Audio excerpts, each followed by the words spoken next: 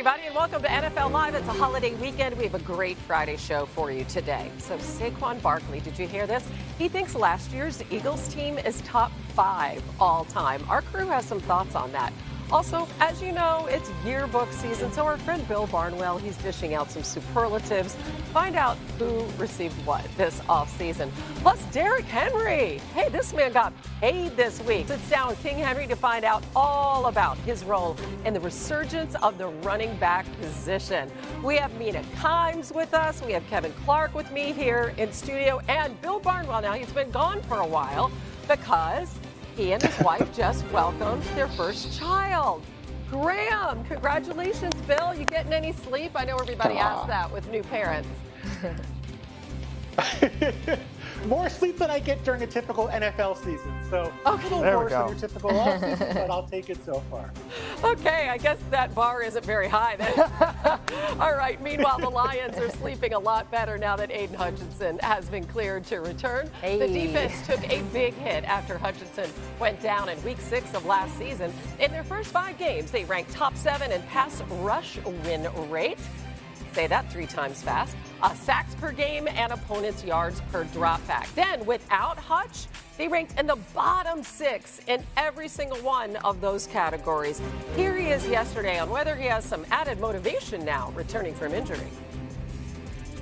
I would say there's motivation not from it getting taken away, but me putting that on tape, and I had a lot of growth in those first 5 games to where I feel like you evolve as a player, and things were clicking at a high level, and I had a lot of thoughts at the time that were like, if I'm thinking about a golf swing, you have the good swing thoughts going on. Like, that's kind of pass rush, and I have these good pass rush thoughts, good things going on, and I feel like that's just going to carry over, and I'm going to continue to build on that. Now, I really love the analogy to swing thoughts in golf. What are your expectations for that defense with him back? Well, certainly improved when he's back in the lineup for obvious reasons, one of the best pass rushers in football. I thought that they would add another pass rusher to complement him, though, and I was a little bit surprised. I think that was the expectation a lot of folks had of Detroit. But I think that the way they approached their roster was to help the pass rush in other ways. So starting here, the Lions' defense was actually better versus the pass than versus the run last year in just about every metric: DVOA, success rate, EPA per play. So in the first round, they go out, they get a big run-stuffing defensive tackle, Tyleik Williams. I think the hope is they'll be in more 3rd and longs. And then they added to the pass defense the secondary. You add DJ Reed in free agency, Avonte Maddox, Terrion Arnold is a rookie last year. Hopefully he takes another step, and as Registraw gets healthy. So I think their thinking is, if our secondary plays better and our run defense is better, we can help the pass rush and Aiden Hutchinson without adding another pass rusher. First of all, Mina, I'm not going to talk about my golf swing because this only is an hour show, and I could talk about that for about 10 hours. So I'll just move on very quickly here. Aiden Hutchinson, at the time he got hurt after 4.5 games, had 45 pressures last year. It took TJ Watt 16 weeks to get 45 pressures. This is one of the most heartbreaking injuries we've seen in a long time. I would put it up there with Aaron Rodgers 2 years ago as one of the most devastating for a fan base because of what it means. It robbed us of one of the best NFC title games we've ever seen when you think about the Lions roster and the Eagles roster. But I think once he gets back and he's ready to rock, he is going to change this defense like he did last year. I love this Lions team. I think that there are 2 rosters that are clearly above everybody else in the NFC. I would put the Rams a cut below. There's some projection there with some of their young guys, but the Lions are ready to win now in the same way that the Eagles are. So 24 guys on IR. If there's any health regression towards the mean, they're going to have a big year. Kevin had to bring up regression towards the mean, knowing I was coming up next.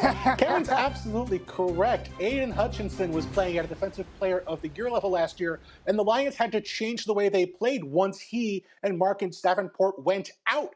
They changed their blitz rate. Aaron Glenn, kind of a guy who usually went into the blitz, didn't have to early in the year. They were 14th in blitz rate before the injury. Afterwards, they were 1st in the NFL in blitz rate. They had to send extra guys because they didn't have the pieces up front. And some weeks that worked out great, but we saw in the loss to the Bills, and especially that season-ending loss to the Commanders, when the blitz wasn't getting home, it was a disaster. They allowed 40 or more points in both those games. And so with Hutchinson now back, with Kelvin Shepherd taking over, over for Aaron Glenn as defensive coordinator. Real questions about what they do on defense. Do they continue to lean into the blitz? Are they a top 5 blitz team? Or do you trust that front four, trust the additions made this offseason that Mina mentioned, and lean into rushing 4, dropping 7 into coverage, being more conservative, but maybe more consistent for the Lions on a week-to-week basis on defense? Yeah, and I think, Bill, that when you talk about the blitzing, how much they had to, and whether or not they can rush with 4, it really does tie back to the run defense quietly being an issue. And this was an issue, by the way, throughout the season, even before Aiden Hutchinson got injured. Because if they can get into more 3rd and longs with the help of that run defense, then it'll be easier for those 4 to rush the passer. You know, they still don't have that guy opposite Aiden Hutchinson, another opposite pass rusher who's really emerged. Josh Pascal's still in the lineup. You mentioned Davenport, who was last year, got injured. But I think situationally they can help whoever it is opposite Aiden Hutchinson by putting them in just better spots in 3rd and longs. Yeah, I mean, to your point, Mina, he led, Hutchinson did, the Lions in sacks last season, and he only played 5 games all year. All right, meanwhile, another premier defensive player, the Bengals' Trey Hendrickson, still does not have a new deal.